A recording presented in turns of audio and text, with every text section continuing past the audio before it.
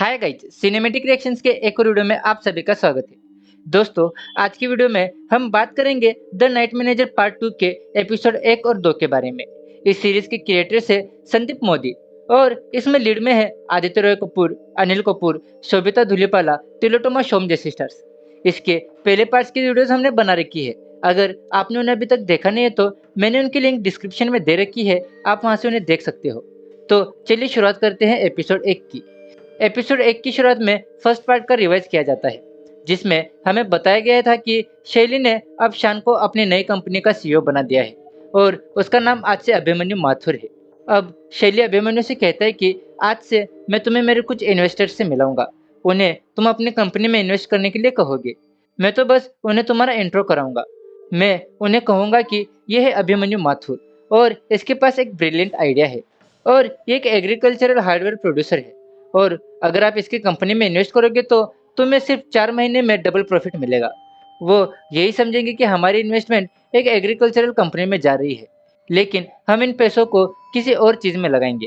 यहाँ शान पूछता है कि लेकिन वो अगर मुझे पहचान गए तो? तभी शैली उसे इंटरनेट पे उसकी प्रोफाइल दिखाता है। शैली ने अपनी साइबर टीम की हेल्प से उसका और उसकी कंपनी का एक पोर्टफोलियो बना रखा था। ये देखकर शान हैरान हो जाता है। तभी इनकी बातचीत के बीच कावेरी आ जाती है। उसे भी शैली बताता है कि आज से ये अभिमन्यु माथुर है, शान नहीं, और अब से ये हमारा बिजनेस पार्टनर है।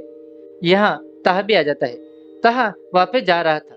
कावेरी चाहती थी कि शैली ताहा को एयरपोर्ट तक छोड़ने जाए, लेकिन शैली अभिमन्यु से कहता है कि तुम तैयार हो जाओ, हमें अभी तुरंत एक मीटिंग करने जाना है। अब सीन शिफ्ट होता है लिपिका के पास।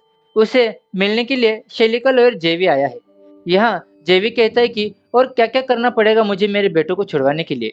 तभी लिपिका उसे शान ने दी हुई लिस्ट देती है। इसमें कुछ वेपन्स के नाम थे, बट वो कोड वर्ड्स में थे और इन्हें डिकोड करने के लिए लिपिका ने जेवी को मिलने के लिए बुलाया है।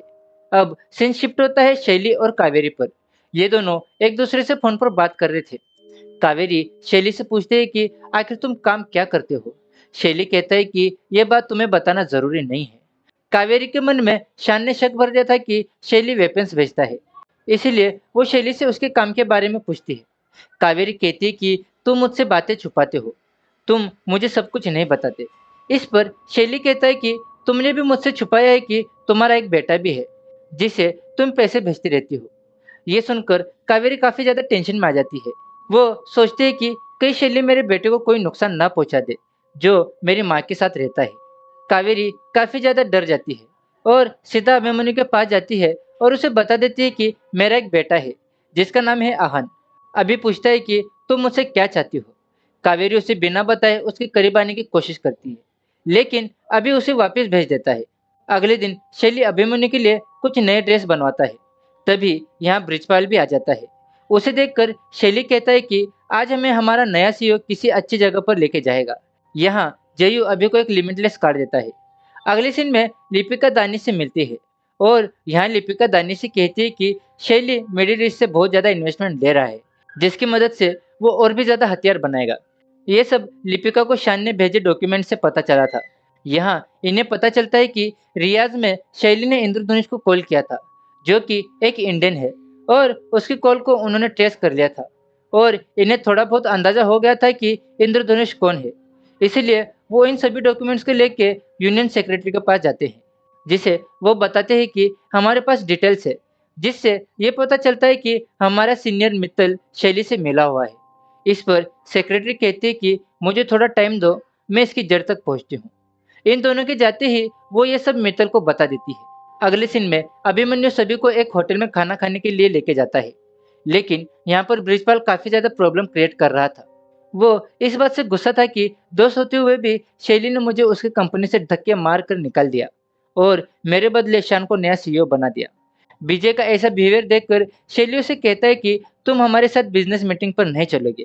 ये सुनकर विजय रुक जाता है, लेकिन तभी वो एंजेलो को कॉल करता है और उसे एक काम देता है। यहाँ से शैली और अभिमन्यु दुबई पहुंचते हैं। यहाँ की एक होटल में कुछ रूम्स अभिमन्यु के नाम पर बुक किए गए थे। यहाँ इन पर कोई नजर रख रहा था। अगली सुबह शैली अभिमन्यु से कहता है कि आज हमारी बरगाती के साथ मीटिंग है, और तभी इंद्रधनुष की शैली को कॉल आती है। यहाँ इंद्रधनुष शैली को बता देता है कि तुम्हारी टीम में कोई गद्दार मौजूद है, ये सुनकर शैली वापस आ जाता है और अभिमन्यु को कहता है कि बरगति के साथ हमारी मीटिंग आज नहीं कल होगी, लेकिन आज तुम कावेरी को शॉपिंग पर लेके जाओ। अभी के जाने के बाद शैली जयू को कहता है कि हमारे अंदर कोई गद्दार है और दूसरी जगह अभिमन्यु कावेरी को शॉपिंग पर ले जाने के बजाय उसके साथ रोमांस करने लगता है। अगले सीन में शैली और जयू एक एयरपोर्ट पर पहुंचते हैं। वहां वो जेवी से मिलते हैं। उसे ये दोनों पिक कर लेते हैं। शैली जेवी को एक पेपर पर कुछ लिखने को कहता है। यहाँ जेवी जयू के बताए कुछ वेपन्स के नाम लिखता है। इंद्रधनुष ने शैली को बताया था कि तुम्हारे में से किसी ने हमारे डिपार्टमेंट को कुछ अंदर की डिटेल्स दी है। इंद्रधनुष ने कुछ पेपर शैली को भेजे थे। उनकी हैंडराइटिंग और जेवी की हैंडराइटिंग को शैली मिलाता है। हैंडराइटिंग सेम होने की वजह से शैली जेवी को बिना कुछ सोचे मार देता है। जेवी को मारने के बाद शैली सीधा होटल जाता है और कावेरी से मिलता है। शैली के कॉलर पर खून देखकर कावेरी बहुत ज्यादा डर जाती है। उसे उसकी जान खतरे में लगती है और वो अभी को कॉल करती है और कुछ नहीं बोलने को कहती है। वो बस उसको महसूस करती है। अगले दिन शैली और अभिमन्यु बरगाती के साथ मीटिंग करने जाते हैं। यहाँ अभिमन्यु के नाम पर जो कंपनी थी उसका नाम था प्योरवेज एग्रोटेक। यहाँ बरगाती को अभिमन्यु बहुत ही अच्छी तरीके से कन्विंस कर लेता है। वो कहता है कि अगर आप हमारी कंपनी में इन्वेस्ट करोगे तो आपको आने वाले 4 महीने में 100% प्रॉफिट होगा। बरगाती अभिमन्यु की कंपनी में इन्वेस्ट करने के लिए मान जाता है और वो अभी के कॉन्फिडेंस से काफी ज्यादा खुश होता है। अब यहाँ अभिमन्यु का एक बैंक में अकाउंट ओपन होता है जिसमें बरगाती अपने पैसों को ट्रांसफर कर देता है। ये बैंक अभिमन्यु की आंखों के रेटिना से स्कैन हो सकता था। इधर इंडिया में मित्तल दानिश और लिपिका से मिलता है और उन्हें कहता है कि मैं ही हूँ इंद्रधनुष। तुम्हें क्या लगता है कि मैं शैली से पैसे ले रहा हूँ या उसका पार्टनर हूँ? मैं उसका पार्टनर नहीं हूँ। हमें शैली जैसे लोगों की जरूरत होती है। जब हमारे गवर्नमेंट को कुछ इलीगल काम करना होता है तो हम शैली जैसे लोगों का इस्तेमाल करते हैं जिससे हमारे हाथ गंदे नहीं होते। वो एक टिश्यू पेपर की तरह है। यहाँ दानिश कहता है कि जहरीले सांप को दूध पिलाने पर वो मौका देखते ही आपको भी काट लेगा।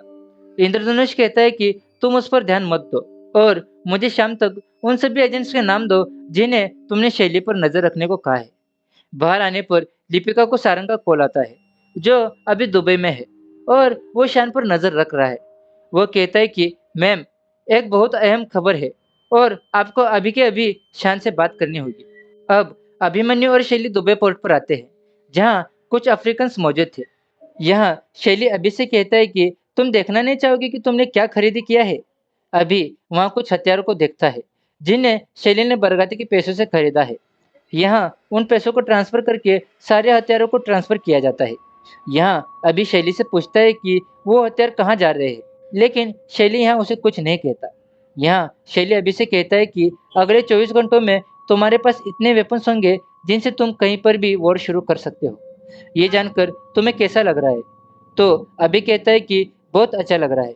जिंदगी में पहली बार ऐसा लग रहा है कि मैं वहाँ हूँ जहाँ मुझे होना चाहिए। इसके बाद अभी वापस होटल में अपने रूम में आता है जहाँ सारंग उसका इंतजार कर रहा था। सारंग उसे कावेरी और उसके रोमांस की वीडियो बताता है।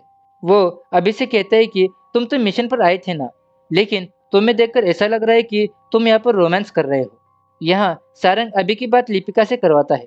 वो अभी से कहती है कि तुम मिशन को अबॉर्ट करो और जल्दी इंडिया वापस आ जाओ। लिपिका को मित्तल ने कहा था कि मुझे तुम्हारे एजेंट्स की लिस्ट चाहिए और मित्तल उस लिस्ट को शैली को देने वाला है। इसकी वजह से अभिमन्यु की जान जा सकती थी और लिपिका चाहती थी कि ऐसा ना हो, इसलिए वो अभी को वापस बुला रही थी। अभी कहता है कि ठीक है, मैं थोड़ी देर में आता हूँ। अब सारंग अभी का इंतजार नीचे बैठकर करता है। तभी अभी शैली से जाके कहता है कि कुछ लोग हमारे ऊपर नजर रख रहे हैं और वो अभी होटल के नीचे बैठे हुए हैं। यहाँ शैली अपने आदमी से कंफर्म करता है और वो भी बताता है कि हाँ, कुछ लोग मौजूद है। ये जानकर शैली जल्दी से अपने लोगों को लेके यहाँ से निकल जाता है। यहाँ सारंग अपने आदमी के साथ मिलके अभी को रोकने की कोशिश करता है, लेकिन वो यहाँ से चला जाता है और इसी के साथ ये एपिसोड खत्म हो जाता है। अब सेकेंड एपिसोड की शुरुआत में शैली और अभी अपने जेट में कहीं जा रहे थे। यहाँ शैली टेंशन में था। वो सोच रहा था कि आखिर किसने हमारे वेपन्स की लिस्ट इंडिया में पहुंचाई है। उसे जयू और विजय पर शक हो रहा था, लेकिन वो श्योर नहीं था। लेकिन उसे जयू पर कुछ ज्यादा ही शक हो रहा था। वो एक जगह पर लैंड करते हैं जहाँ जेफरी उनका इंतजार कर रहा था। यहाँ इन सबके फोन्स ले लिए जाते हैं। और यहाँ शैली अभी के साथ अलग गाड़ी में जाता है, लेकिन वो जयू को दूसरी गाड़ी में भेजता है। अब वो यहाँ से रुंगटा ऑयल फील्ड में पहुँचते हैं। यहाँ पर इनसे डील करने के लिए एक पार्टी आने वाली थी, लेकिन यहाँ पर ऑयल के बजाय हर जगह पर हथियार ही हथियार थे। अभी यहाँ कहता है कि खुले में ये सब कर रहे हो, कोई प्रॉब्लम नहीं होती क्या? शैली कहता है नहीं, ये एक सैटेलाइट डेड जोन एरिया है। अब यहाँ अभी से जयदेव पाटिल मिलता है। वो उसके साथ आर्मी में था और अब वो शैली के साथ काम कर रहा था। ये दोनों एक दूसरे को मिलकर काफी खुश होते हैं। यहाँ जयू कहता है कि चलो पार्टी करते हैं, लेकिन शैली उसे डांटता है और कहता है कि हम यहाँ पर डील करने के लिए आए हैं। यहाँ उसे जयू पर काफी ज्यादा शक हो रहा था। अगले सीन में लिपिका मित्तल को उन सारे एजेंट्स की लिस्ट देती है जिन्हें उसने शैली के पीछे लगाया था, लेकिन वो शान का नाम नहीं बताती। लेकिन मित्तल को पता था कि लिपिका ने अभी तक उसे उस एजेंट का नाम नहीं बताया है जिसने शैली के प्राइवेट ऑफिस से उन सभी कोड्स की फोटोज ली थी। यहाँ वो लिपिका और दानिश को सस्पेंड कर देता है। यहाँ वो कहता है कि एक कमेटी तुम्हारे ऊपर एक्शन लेगी और पूछताछ करेगी कि तुमने फंड्स को कहाँ कहाँ यूज किया और कॉरपोरेट नहीं किया। यहाँ लिपिका को सारंग का कॉल आता है और वो कहता है कि शैली का जेट दुबई से निकला तो है, लेकिन कहाँ गया है ये पता नहीं है। और शान को देखकर लगता है कि उसने शैली से हाथ मिला लिया है। अगले सीन में रात के वक्त कुछ गाड़ियां रुंगटा ऑयल की तरफ आती है। यहाँ पर शैली ने वेपन्स की प्रदर्शनी लगा रखी थी। ये म्यांमार के डीलर्स थे।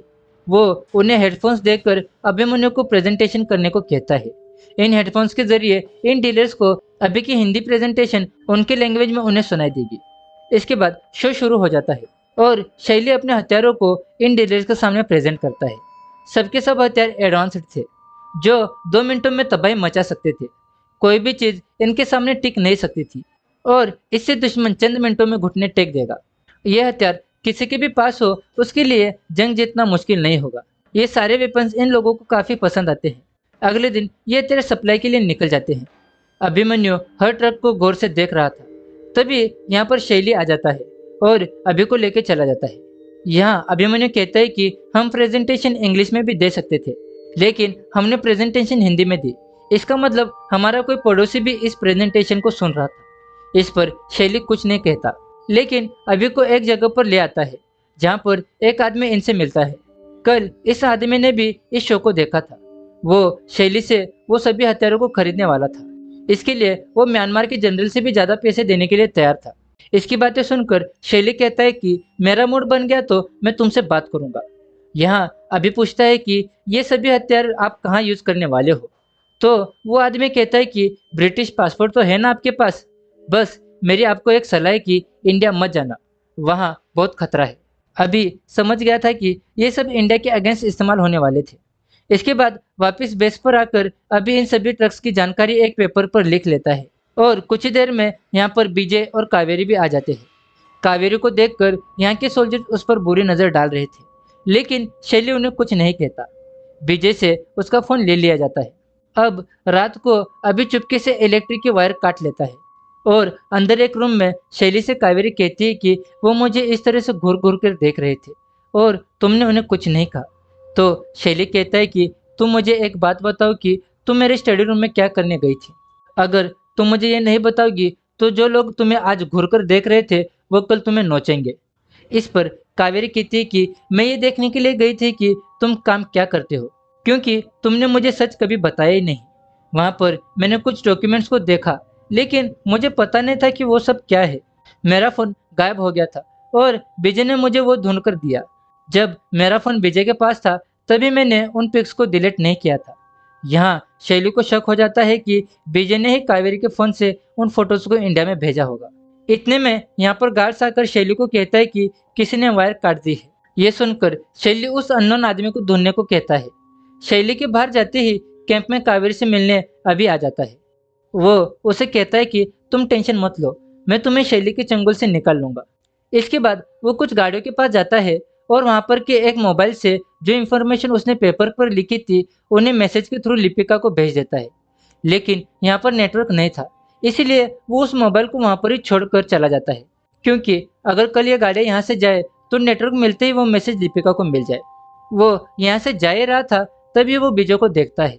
वो शैली को अभी के बारे में बता सकता था कि अभी क्या कर रहा है, लेकिन उससे पहले ही अभिमन्यु विजय को पकड़ लेता है और वहां पर के गार्ड्स को कहता है कि बॉस को बुलाओ, और शैली के आने से पहले ही वो विजय को मार देता है और शैली को कहता है कि वो फैंस को काट कर भाग रहा था, मेरे पास कोई और दूसरा ऑप्शन नहीं था। यहाँ शैली को विजय की मौत का काफी अफसोस होता है और वो उसे यहाँ पर दफना कर किसी को भी इसके बारे में ना बताने को कहता है। अगले सीन में लिपिका और दानिश की इंक्वायरी हो रही थी और उनसे सवाल पर सवाल पूछे जा रहे थे, और दूसरी तरफ शैली के कैंप से गाड़ियां बाहर निकलती है। तभी उस मोबाइल से लिपिका को मैसेज चला जाता है। यहाँ लिपिका ये मैसेज दानिश को दिखाती है और ये लोग कुछ देर का ब्रेक लेते हैं, और दूसरी तरफ शैली के ट्रक्स बेस से निकलकर शिप की तरफ जा रहे थे। यहाँ पर शैली इन्हें सैटेलाइट से ट्रैक कर रहा था और उन्हें देख रहा था। दूसरी तरफ लिपिका दानिश को बताती है कि शान ने हमें शैली के हथियारों की ट्रक्स की इंफॉर्मेशन भेजी है, जल्दी से अपने अमेरिकन फ्रेंड्स को कांटेक्ट करो और यूएस आर्मी को वहां पर भेजो। दानिश यहाँ पर अमेरिकन को बताता है और वापस से दोनों मीटिंग में चले जाते हैं, और जैसे ट्रक शिपमेंट के लिए पहुंचते हैं तभी अमेरिकन आर्मी आ जाती है और आते ही सभी ट्रक्स को चेक करना शुरू कर देती है। यूएस मिलिट्री की रेड से ये सभी लोग परेशान हो जाते हैं। इधर यूएस मिलिट्री सारे ट्रक्स को चेक करती है लेकिन उन्हें कुछ नहीं मिलता, यहाँ उन्हें बस तेल मिलता है। इस बात से लिपिका और दानिश परेशान हो जाते हैं। यहाँ लिपिका को लगता है कि शायद से शान ने हमें गलत इन्फॉर्मेशन दी थी, इस वजह से वो सोच लेती है कि कल वो मित्तल को शान का नाम बता देगी। इधर अभिमन्यु समझ गया था कि शैली ने क्या गेम खेला है। उसने सारे हथियार शिप से निकाले ही नहीं थे, उसने सिर्फ उतने हथियार बेस पर लाए थे जितने की वो प्रेजेंटेशन दे सके। यहाँ पर शैली ने अपने दिमाग को काफी अच्छे से यूज किया था और उन वेपन्स की शिप इंटरनेशनल वाटर्स में थी। अगले सीन में लिपिका जैसे अपने घर में जाती है, वहाँ वो देखती है कि किसी ने उसके पति को मार मार कर अधमरा कर दिया था। उसकी हालत काफी खराब थी और पूरा घर बिखरा हुआ था। तभी उसके गले में कोई रस्सी डाल देता है और उसे मारने की कोशिश करता है, लेकिन लिपिका उस आदमी को मार देती है। बट वो इस बात से काफी परेशान थी और इधर अभिमन्यु नहीं जानता था कि वो अभी कहाँ जा रहे हैं। तभी उसे अनाउंसमेंट से पता चलता है कि ये लोग अभी ढाका शहर में जा रहे हैं। ये सुनकर वो काफी हैरान हो जाता है। अभी उन गलियों में से गुजरते हुए सफीना को याद कर रहा था। सफीना को किसी ने उसकी आंखों के सामने मार दिया था और वो उसे बचा नहीं पाया, और यहाँ शैली उसे उसी होटल में लेके जाता है जहाँ वो पहले नाइट मैनेजर हुआ करता था। और इसी के साथ ये एपिसोड यहाँ पर खत्म हो जाता है। तो दोस्तों, ये थे द नाइट मैनेजर पार्ट 2 के एपिसोड 1 और 2। आपको द नाइट मैनेजर सीरीज और हमारी वीडियो कैसी लगी आप हमें कमेंट करके बताइए। मिलते हैं आप सभी से आपके अपने चैनल पर किसी और वीडियो में। Till then take care. Ravan की लंका जलाने के लिए आग तो लगानी पड़ेगी, पर कहीं उस आग में मैं खुद ही ना जल जाऊं।